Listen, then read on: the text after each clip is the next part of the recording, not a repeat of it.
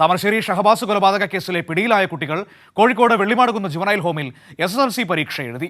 വിദ്യാഭ്യാസ വകുപ്പിലെ ഉന്നത ഉദ്യോഗസ്ഥർ നേരിട്ടെത്തിയാണ് പരീക്ഷ നടത്തിയത്. അതേസമയം MSF പ്രതിഷേധത്തിനിടെ മാധ്യമപ്രവർത്തകന് മർദ്ദനമേറ്റു.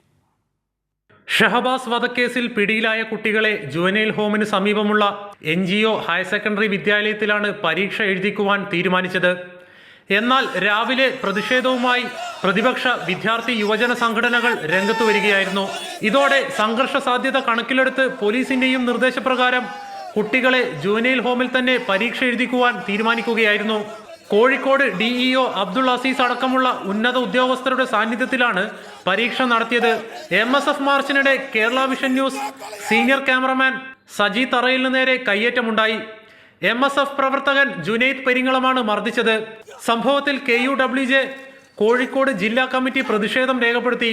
വിദ്യാഭ്യാസ വകുപ്പ് ഉദ്യോഗസ്ഥർ ഷഹബാസിന്റെ വീട് സന്ദർശിച്ചു. DDE മനോജ് കുമാർ, AEO വിനോദ് എന്നിവരുടെ നേതൃത്വത്തിലുള്ള സംഘമാണ് വീട്ടിലെത്തിയത്. തന്റെ മകനെ കൊന്നവരെ പരീക്ഷ എഴുതിക്കുവാൻ അനുവദിച്ചതിൽ വേദനയുണ്ടെന്ന് ഷഹബാസിന്റെ പിതാവ് ഇക്ബാൽ പറഞ്ഞു.